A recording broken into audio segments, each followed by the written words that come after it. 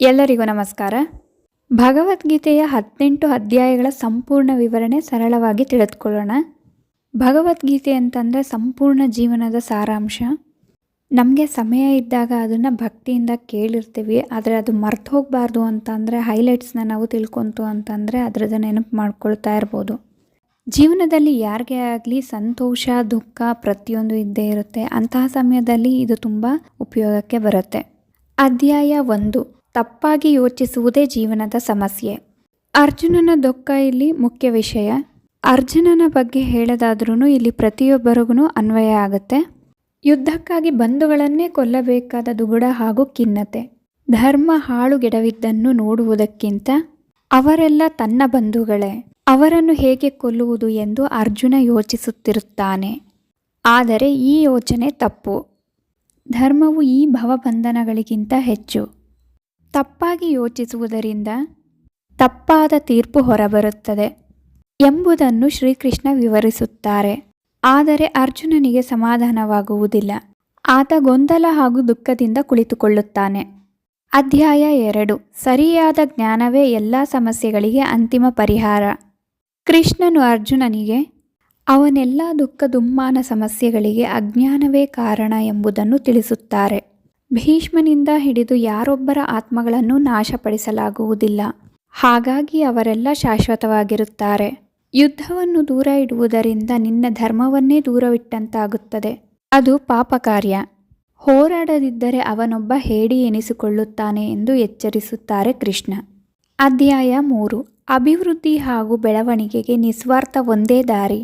ಕೃಷ್ಣ ಇಲ್ಲಿ ನಿಸ್ವಾರ್ಥ ಸೇವೆಯಾದ ಕರ್ಮಯೋಗದ ಕುರಿತು ಮಾತನಾಡುತ್ತಾರೆ. ಕರ್ಮಯೋಗಿಯು ಧರ್ಮದ ಆಧ್ಯಾತ್ಮಕ್ಕೆ ಬೆಲೆ ಕೊಟ್ಟು ತನ್ನೆಲ್ಲ ಕೆಲಸಗಳನ್ನು ದೇವರಿಗೆ ಸಮರ್ಪಿಸುತ್ತಾನೆ. ಫಲಿತಾಂಶದ ಬಗ್ಗೆ ಯೋಚಿಸದೆ ತನ್ನ ಪಾಡಿಗೆ ತಾನು ಶಾಂತಚಿತ್ತದಿಂದ ಕೆಲಸ ಮಾಡಿಕೊಂಡು ಹೋಗುತ್ತಾನೆ. ನಮ್ಮ ಆಸೆ, ಸಿಟ್ಟು, ಅತಿಯಾದ ಪ್ರೀತಿಯೇ ನಮ್ಮ ನಿಜವಾದ ಶತ್ರುಗಳು. ಇವು ನಮ್ಮನ್ನು ಸ್ವಾರ್ಥಿಗಳಾಗಿಸಿ ಶಾಂತಿಯನ್ನು ಕಸಿದುಕೊಳ್ಳುತ್ತದೆ ಎಂದು ತಿಳಿಸುತ್ತಾರೆ. ಅಧ್ಯಾಯ 4, ಧರ್ಮ ಸಂಸ್ಥಾಪನೆಗೆ ಭಗವಂತ ಅವತಾರ ಎತ್ತುತ್ತಾರೆ. ಧರ್ಮಕ್ಕೆ ಹಾನಿಯಾದಾಗ ಸಜ್ಜನರನ್ನು ಕಾಪಾಡಿ ದುರ್ಜನರನ್ನು ನಾಶ ಮಾಡಲು ಪ್ರತಿಯುಗದಲ್ಲಿ ಭೂಮಿಯಲ್ಲಿ ಅವತರಿಸುತ್ತಾರೆ ಎಂದು ಕೃಷ್ಣ ವಿವರಿಸುತ್ತಾರೆ. ಅಷ್ಟೇ ಅಲ್ಲ, ಭಗವಂತನ ಈ ಜನ್ಮ ರಹಸ್ಯವನ್ನು ಅರಿತವರು ಮೋಕ್ಷಪ್ರದರು ಎಂದು ತಿಳಿಸುತ್ತಾರೆ. ಅಧ್ಯಾಯ 5, ಅಹಂಕಾರದಿಂದ ಹೊರಬಂದು ಫಲದಾಸೆ ಇಲ್ಲದೆ ಕೆಲಸ ಮಾಡು. ಹೇಗೆ ಕರ್ತವ್ಯ ನಿಭಾಯಿಸುತ್ತಲೇ ಫಲದಾಸೆ ಇಲ್ಲದೆ ಸನ್ಯಾಸಿಯಂತಿರುವುದು ಎಂದು ಅರ್ಜುನ ಪ್ರಶ್ನಿಸುತ್ತಾರೆ. ಇದಕ್ಕೆ ಕೃಷ್ಣ, ನಿಜವಾದ ಕರ್ಮಯೋಗಿಯು ಫಲಿತಾಂಶದ ಬಗ್ಗೆ ಯೋಚಿಸದೆ ಫಲವನ್ನು ದೇವರಿಗೆ ಬಿಟ್ಟು ತಾನು ಕರ್ತವ್ಯ ನಿಭಾಯಿಸುತ್ತಾನೆ.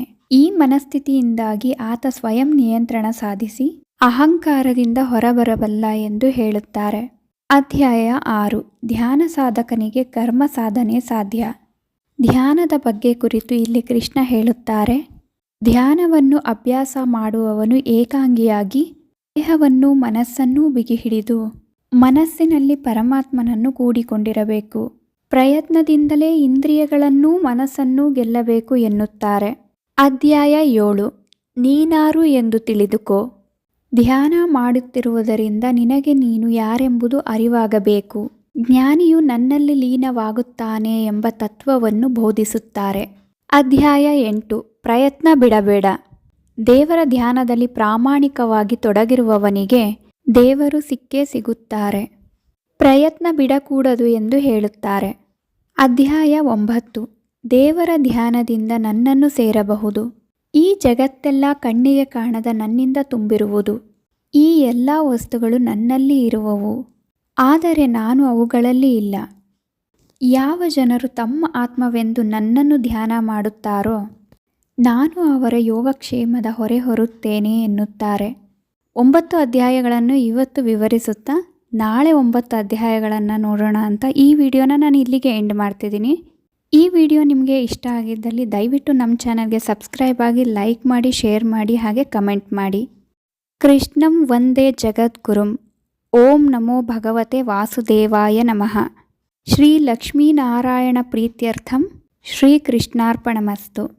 ಭಗವದ್ಗೀತೆ ಸಾಗರ, ಅದರಲ್ಲಿ ಸ್ವಲ್ಪ ತುಣುಕನ್ನು ನಾವು ತಿಳಿದುಕೊಂಡಿದ್ದೀವಿ. ಇದರ ಅರ್ಥವನ್ನು ತಿಳಿದುಕೊಂಡು ಅಭ್ಯಾಸ ಮಾಡೋದ್ರಿಂದ ಸ್ವಲ್ಪನಾದರೂ ಅರ್ಥ ಮಾಡ್ಕೊಳ್ಳೋದಕ್ಕೆ ಪ್ರಯತ್ನ ಮಾಡ್ಬೋದು.